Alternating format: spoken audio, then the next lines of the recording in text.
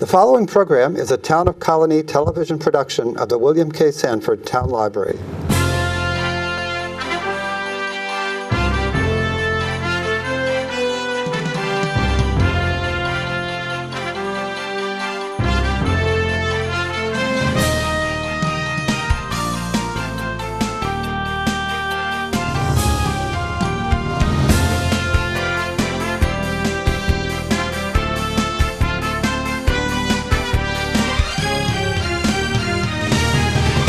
Welcome to Albany County News. I'm Mary Rozak, the Director of Communications for Albany County.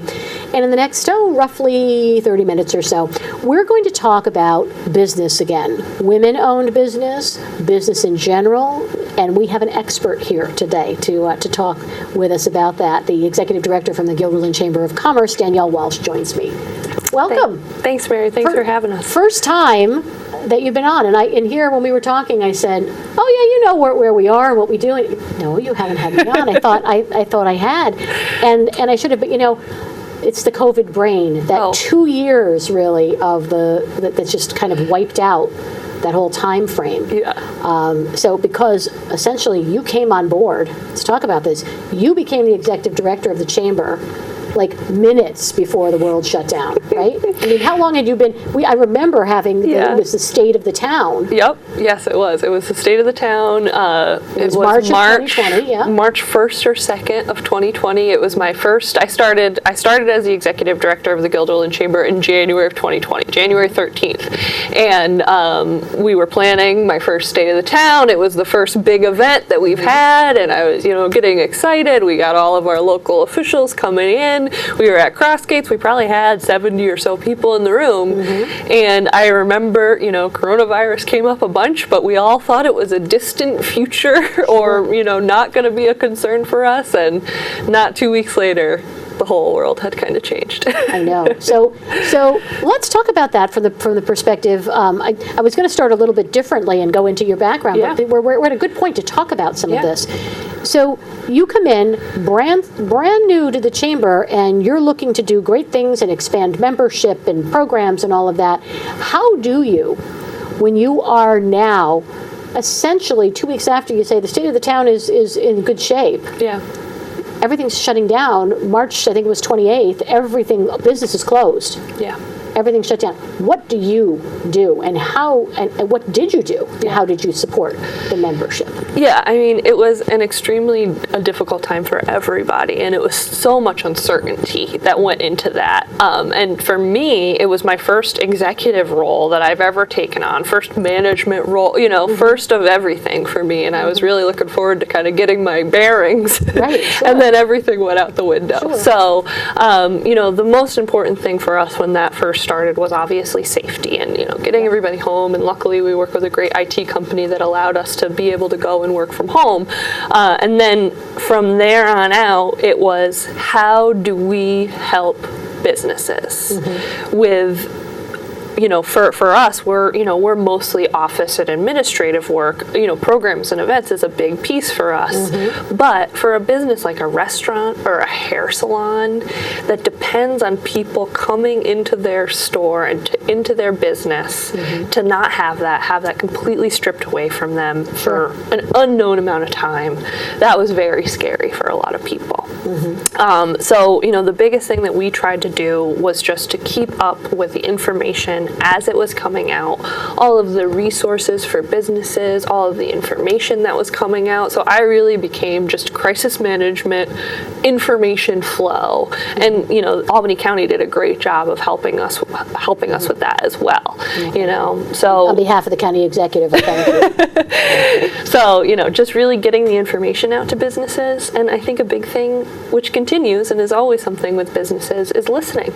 We were calling businesses every month, every 2 weeks. Yeah, what were you hearing? What were they saying? Okay, let's, in the very beginning, I think everyone thought, oh, this is going to be a few days. And then, as you got further along, you said, when is this really going to end? Yeah. The biggest thing early on was the uncertainty. And we unfortunately, and I think we've heard this a lot, even, you know, from other entities, you were getting the information from the state or from the, you know, federal government at the same time the whole public was. So trying to weed through that information and get that out to people was the toughest part. But early on, it was, you know, what information do you have? When, you know, what resources are there? And again, just like listening to people and their stories and the struggles that they were going through. You know, they were just planning expansions. They were planning on adding new staff and just the shutdown of all of that. And trying to console businesses and say, you know, what we can help you with right now is here's the resources that we have. This is all the grants opportunities that are out there. If they're a restaurant, are you doing takeout? Can we get that information out for you? A lot of retailers, they were doing curbside pickup and getting so creative. Sure. So that was another big thing for us of trying to, you know, when all of these businesses were trying to find the most creative ways to keep their doors open, getting that information out there for them, to the public. Sure. It's one thing, and that is the role that you took on. It's one thing to be a business and be looking for help, but you yourself and the chamber, you, I would assume, needed some help. Because let's face it, the funding is you're member driven. Yeah. Right? Events sometimes to raise funds to support the chamber were virtually gone. Yeah. I use the term virtually, which is probably not, I know we've done a lot of things virtually, but they were non-existent for a period of time. You have a small staff. How many are actually on the staff? So we only have, it's myself, I'm the only full-time employee, and we have, right now, we currently have 2 part-time staff people. At the time, we only had 1 part-time staff person, and there was a time there that it was only me for quite a long time. So when you're talking about the research and putting stuff together, Yeah. that had to be more than a full-time job because you're doing it all yourself and trying to help the businesses. Yeah, it was definitely, you know, I never thought that I would be specialized in crisis management, but, you know, I learned a ton through this whole process. And on the plus side of things, what the pandemic did provide to me coming into this role for the first time was everything was thrown out the window. You know, I couldn't host any of our signature events in the way that we had hosted them in years past. We had to be creative. So it really did allow me some creative ability to come in and say, okay, well, let's try this, you know, and we would try things, and it did really, for some things it worked out really well. Like we weren't able to host an in-person dinner in 2020, so we worked with our events committee and we did everything virtual. And it was very successful, you know. So we created videos, which we're still doing when we do our in-person dinner. We did an online auction. So we found those ways to be creative. But you are right, you know, we lost almost all of our revenue streams. Sure. Like everybody else. So things are back on track. Yeah, definitely. You know, we're getting there. We have been able to host, like we were able to host our annual dinner in person in 2021, which was really successful. We just hosted Ladies Night Out for the first time since 2019. Which was actually great because I was able to go to that. And Yeah.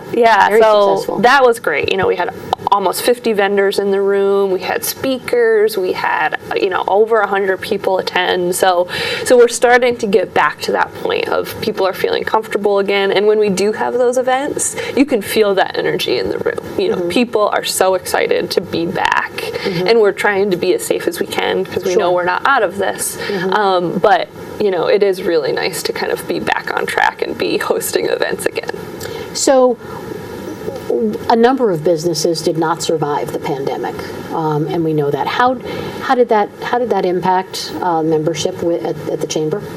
Yeah, you know, we lost quite a few members. You know, we were at just over 300 when we came in, and then we were down to about 250 right now, and that's where we've kind of plateaued right now. And we're working on trying to bring some of those members that we might have lost because, you know, the first things that businesses cut during tough times is charitable donations and membership organizations. And marketing. And marketing, yeah, exactly. Believe it or not, you need the marketing to get out there there, but it's a catch-22. Yeah, exactly. So we're trying to work on bringing some of those businesses kind of back into the fold. And actually, 2022 is our 50th anniversary. So we've launched this thing called the 50 New Member Challenge, where we're hoping to bring in 50 new members in 2022. We're about 20% of the way there, so we definitely want to get a little bit further. But summer is a great time, I think, for businesses because we can get out there, go door to door like our founders did, and say, hey, like, we want you to be a part of this. This is what we're doing. So that should be good for us this year. So let's talk about membership as well, because I think that people don't, when you think of a chamber, you think you have to be a big business. And I don't know what defines a big business, these days. What are the different levels, or what do you see as the different levels that the chamber offers for let's say a small office with, or a small business with 2 or 3 people as opposed to someone with 20 or someone with 100? Yeah. I will say that we are primarily a small business chamber.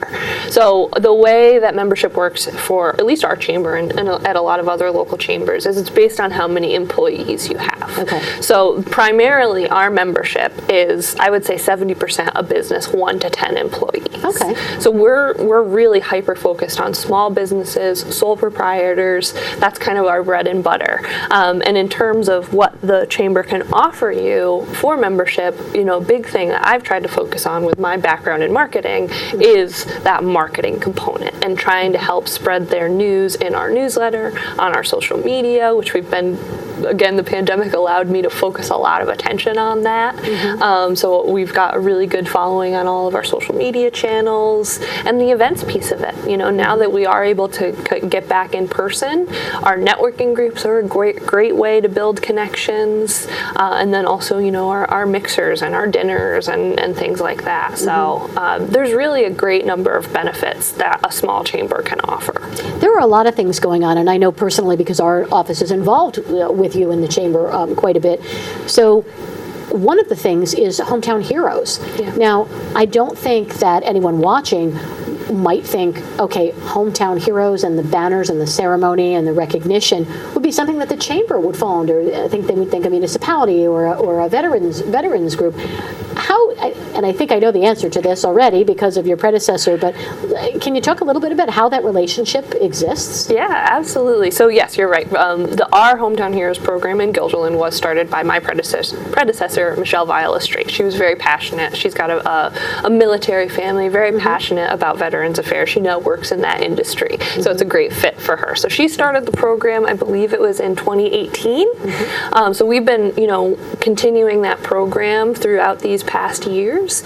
So we partner with the town of Guilderland Parks and Rec Department and also the Highway Department, and they've been great partners on this program. So, but we do the logistical items of, getting those forms out there, inviting people to sponsor a banner, matching them up with a potential veteran or active duty service member, and then, we put it up on our website and we organize the ceremony as well. And the Parks Department is great at helping us to spread the word to the community.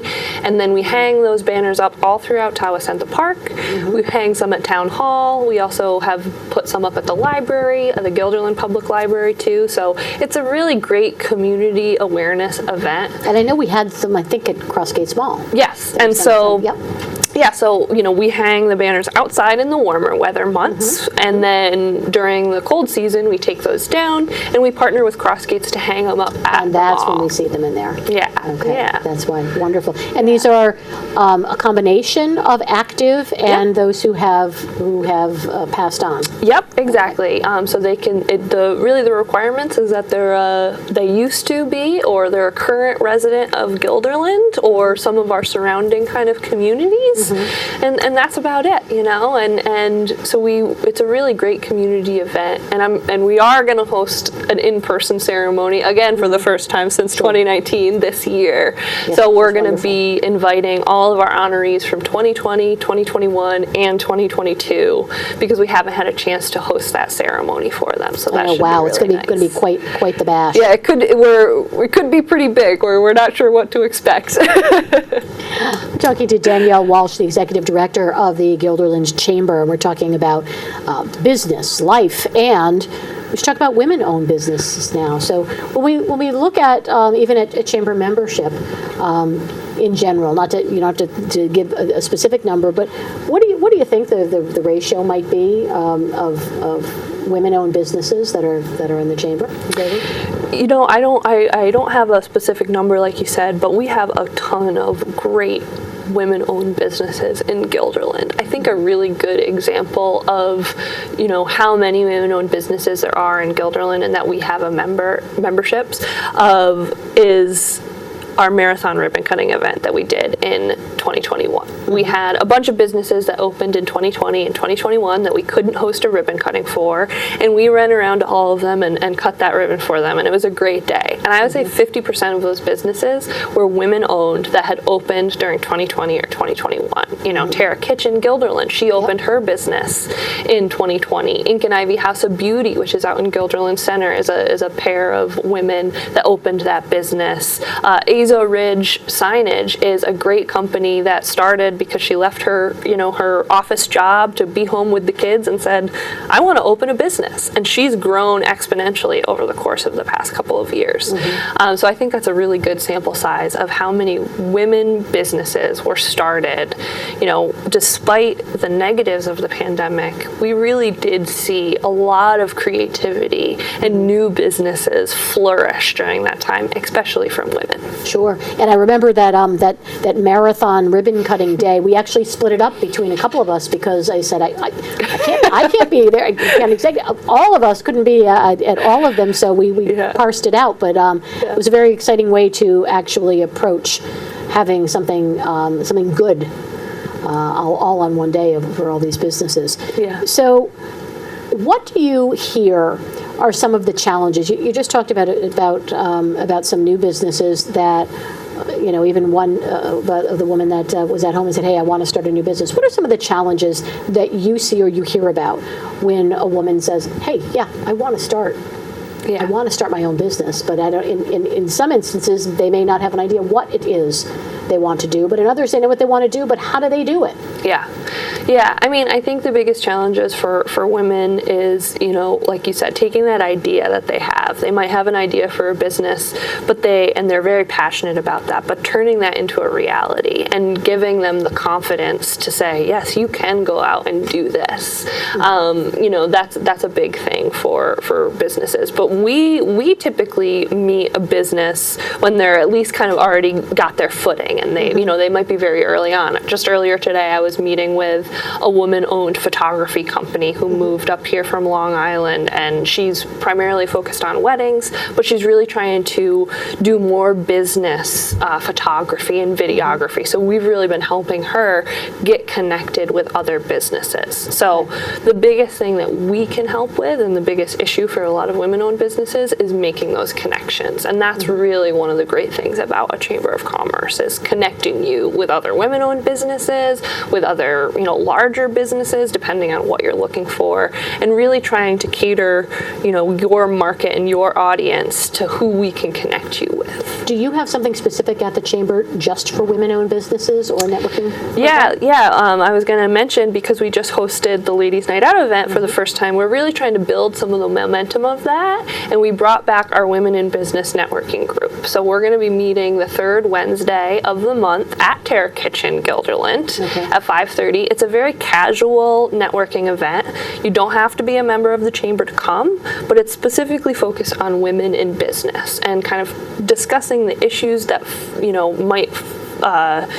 might be a problem specifically for a small business owner that's a woman, or the issues in the workforce, that we've seen that have come up that have arisen from the pandemic or in other areas. So it's really dedicated to women connecting on women issues.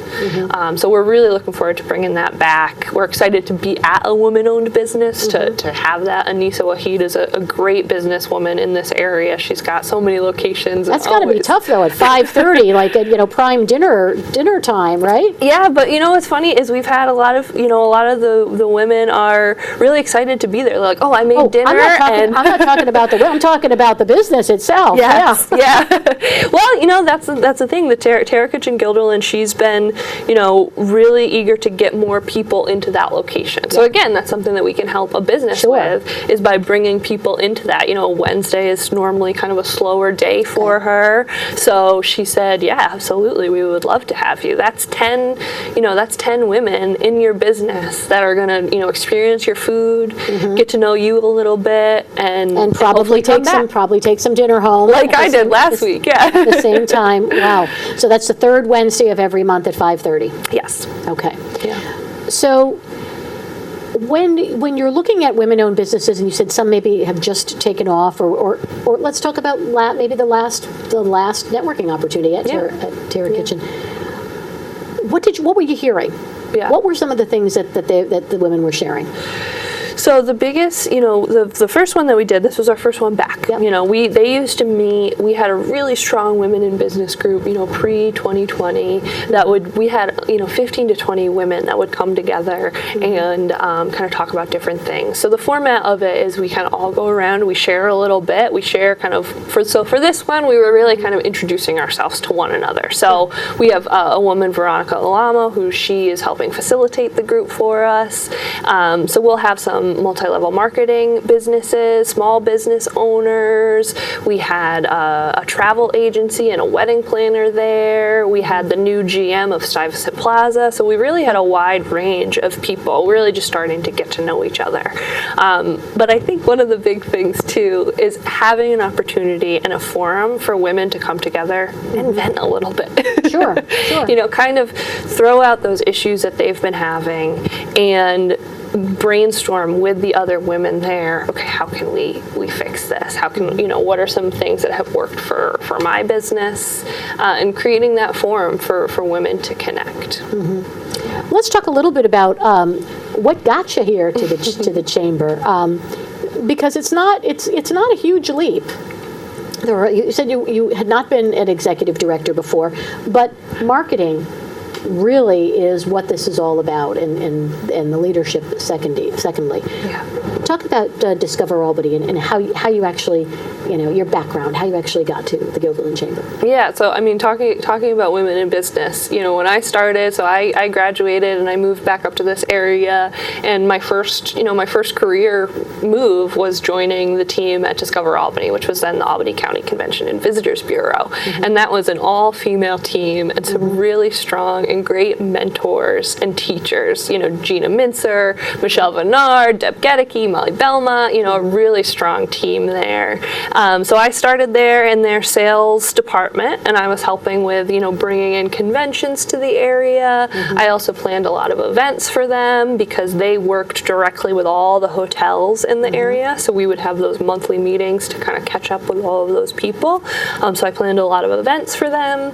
And then I had the opportunity to become their first partnership and community relations manager, which was a new role for the organization. And that was part of the marketing department. So I always kind of have a passion for marketing and tourism, and discovering this industry of economic and business development was, one of the greatest things in my life, because I've always been passionate about this area, but being able to work in downtown Albany and, see throughout the county the new developments that would be happening was just so exciting. So I started there. I was their partnership and community relations manager, getting to meet with businesses, and then I saw the opportunity, starting to look for that next career move, and I saw the opportunity that the Guilderland Chamber of Commerce was searching for an executive director. I applied, not really thinking that I would get it, because I didn't have any experience as an executive director, and I just was really passionate about businesses and economic and business development. So it's been a great time. It's been challenging, especially over the past few years. I know. Let's talk about what let's take COVID out of the mix, right? Let's take COVID, but that's of course the whole time that you've basically been in. What are some of those real challenges? I know you talked about membership, but I know that it's 50 years, and that's an auspicious goal to get 50 new. But 50 new is going to bring you back to where we were before. and so, is that your biggest challenge, or what is your biggest challenge? I think the biggest challenge for us being a small nonprofit is resources. We have, like we talked about, we have a really small staff. So a lot of times it's the difficulty of running, because we're a business like everybody else. Yes, we're a not-for-profit, but we still got to keep those doors open. We got to pay those bills. We got to keep up with all of that while trying to plan events and bring in new members. So, the lack of resources is a big difficulty, not just for us, but for a lot of smaller nonprofits right now. So, trying to focus our attention on different things and being creative of what revenue streams can we create that are not programs and events. Because as we can see, that could disappear in an instant. So trying to figure out what's the future of a chamber of commerce, especially a small chamber of commerce. And that's why we've really tried to focus on the marketing side of things and showing to those small businesses that we can be an assistance to you to spread the word about what you have going on and to connect you to those other businesses in the area. So, being a small non-for-profit, the resources and the staffing is our biggest challenge.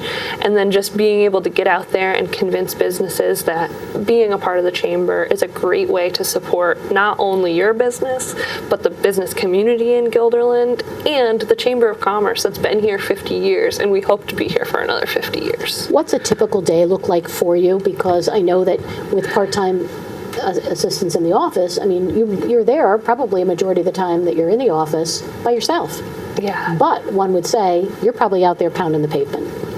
Yeah, so I try to set aside specific days that I don't schedule a meeting for myself.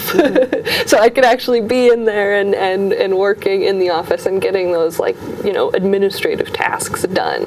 But a typical day for me, I'm normally meeting with a member, meeting with a potential member, or, we do a lot of work, like we said, with the town. We partner with Town Parks and Rec on a lot of things. We partner with the high school on a lot of things. So we have all these different partnerships. So a lot of times my day is meeting to meeting to meeting, and then I'm trying to reserve that time so I can get in there and answer emails, set up events, set up social media, send out newsletters, and do all of the kind of administrative and operational things that an executive director has to do as well. And answer the back and forth emails that I send you when we are trying to coordinate something with the county executive in his schedule. So if there were one thing that you want someone to take away from our discussion today, in 30 seconds, what would that be? I think I'd like to send a message to any businesses in the area that might have said, oh, we don't need a Chamber of Commerce right now. I think that a Chamber of Commerce is a crucial piece for your business at this day and age, between marketing and connections with other businesses. Support your local Chamber of Commerce. Well, that was less than 30 seconds, but it was certainly well said. I want to make sure that everyone knows the website, which is www.guilderlandchamber.com. And if there are any questions, I certainly know that people can go to the website, certainly can give you a call. Yeah, absolutely. All right, thank you, Danielle. Danielle Walsh, the Executive Director of the Guilderland Chamber of Commerce, and certainly with some good advice and good insight for those who may be looking to start a business or those who have a business, particularly those women, on the third Wednesday of every month, 5:30, Terra Kitchen, Western Avenue in Guilderland. I'm Mary Rozak, Director of Communications for Albany County. This has been Albany County News. We'll see you again soon.